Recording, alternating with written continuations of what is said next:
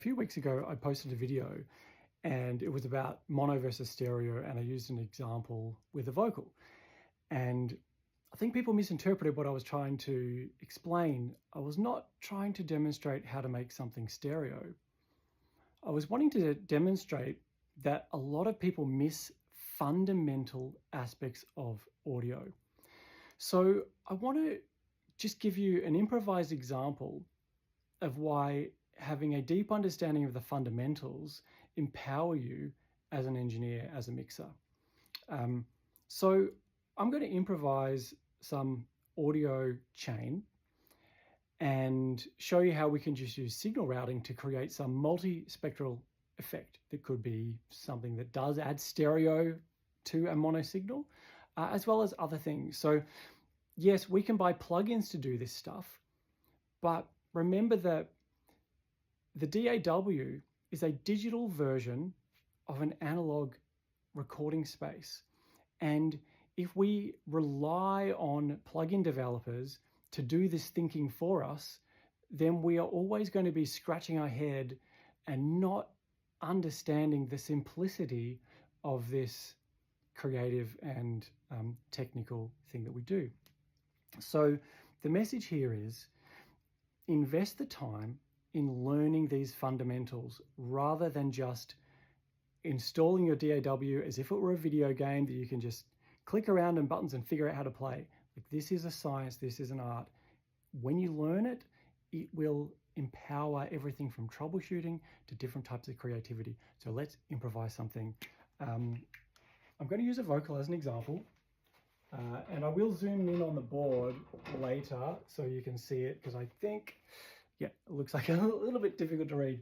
Here's a vocal, and let's insert a compressor, and let's insert an EQ, and that will go to our fader that will then go off to our mix bus, and it will also feed some post fader sends. And at the end of the video, you probably already know this, but I'll explain why we would use post fader rather than pre fader for this particular scenario, which is for effects. So let's say that this send, we're using a dial, so we can control the amount going out of there. So it's a potentiometer. So we're splitting off into an aux track. So that can be aux 1. And at this point, I'm going to put a filter, a high pass filter. So let's see what we have got. We've got our vocal into a compressor, into an EQ. So this is inline, insert effect, permanently changing the signal, to our fader level, off to the mix bus, and then post fader to our auxiliary sends, send 1 with our level adjustment, into an aux track with a high pass filter, filtering out the low frequencies. What frequency are we filtering at? You're the engineer, you're the boss, that's up to you. What are you trying to achieve? Let's just say we're filtering out quite a lot of lows, maybe even some low mids. And then I'm going to go into a mono to stereo. I'm just using MS here for mono to stereo, not mid-side. A mono to stereo delay with a different time in the left channel and the right channel. So that'll give us high frequencies scattering differently in the left and the right. High frequencies are more directional. It'll give us more directionality. So this will give us some kind of exciting stereo scatter effect. Then there's our fader. We are going to leave our aux faders at unity and control the level of effect with the send level. Okay, then off to our mix bus. Okay, let's do something else. Here's another aux. Aux 2. Let's do another filter. Let's do, for this one, let's do a band pass filter. So I'm going to cut out some highs and some lows, and then I'm going to go into, let's say, another mono to stereo. Let's do a mono to stereo modulation effect. Let's say flanger effect, off to its fader. Again, leave that at unity. If you want more flange effect, turn it up here. That goes off to our mix bus. So what do we have? Let's go over it again. A vocal into a compressor, into EQ, off to our mix bus, post fader send into an aux with a high pass filter cutting out the lows, in a mono to stereo delay with different delay levels, different delay milliseconds in each, left and right. Off to our mix bus, there's a stereo high frequency scatter effect. Next, into an OGS band pass, cutting out lows, cutting out highs, into a mono to stereo flanger. So that's going to give us width and modulation in the mids, blended in parallel. Let's take another send. Let's do another send level there. Off to an auxiliary 3. If we were doing this in real life, we would actually name those auxes with an appropriate name, like stereo delay, flanger, and let's do a saturation of this one. So let's do another band pass, maybe cutting out some extreme lows and some extreme highs, and let's just put this into a mono. Let's put this into a mono distortion, and we'll put that there into the mix bus. So now we have some saturation, mono saturation blended in. You want more saturation? Turn it up here. Leave the augs at unity. What do we want to do now? Let's do a fourth one. And fourth augs post fader into augs 4. Let's also cut out the low. So we'll do another high pass filter here.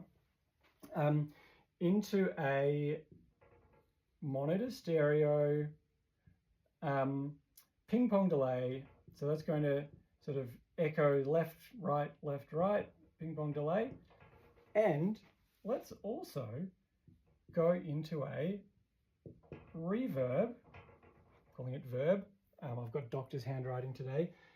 And this scenario, where I've got a delay into a reverb on a parallel effect send, this is one of the rare occasions where I would actually think that using the wet dry mix on a reverb is suitable. And that's because our effect, the one effect, is a combination of a filter, ping pong delay into verb. So rather than setting up yet another channel and sending from this ping pong to another reverb to make it wetter, I'm happy to just do maybe, you know, like a 30% wet there. What will that do? That will push the reverb, that will push the delay back. So it's delay into reverb. Reverb, more reverb pushes the sound to the back of the stage. Less reverb brings it forward.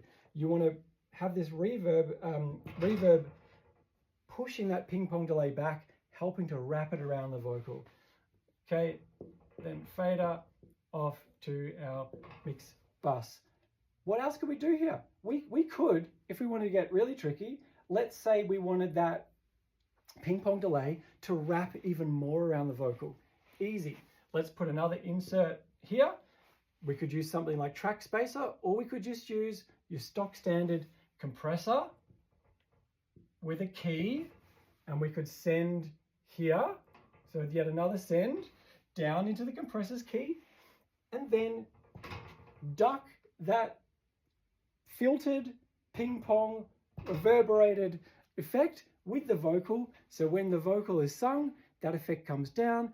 When the lyric stops, it blooms up around it. So this is just a spontaneous example about how when you understand the simplicity, the simple side of sound engineering to its essence, which is signal flow, input to output, blending in parallel or in series. When you understand this stuff, everything becomes easy, because every single technical and creative problem you are trying to solve, the solution is in this. The solution is in the understanding of these fundamentals.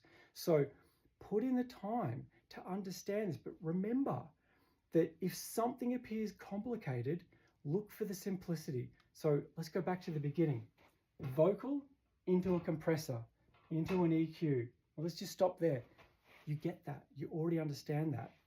Vocal into a compressor, into an EQ, to a fader. You understand that. So if we ignore that this is happening in parallel, let's just look at the next channel. We have an AUX track, AUX channel, into a filter, into a delay, off to a fader. You get it. This is just the same as that. But the difference is the sound source for this one is an audio file. The sound source for this AUX is the send. Okay, so this stuff it appears complicated when you don't understand the fundamentals, the essence of it. So all we're looking at here, this whole diagram is just multiple instances of we're doing more inserts, we're doing more sends and running things in parallel. But but it all follows this principle of sound source, output to input to output to input. It's really easy. So put in the time, learn this stuff. It is simple. And then you will no longer be at the mercy of your plugin developers. And there are some incredible plugins that do fantastic things.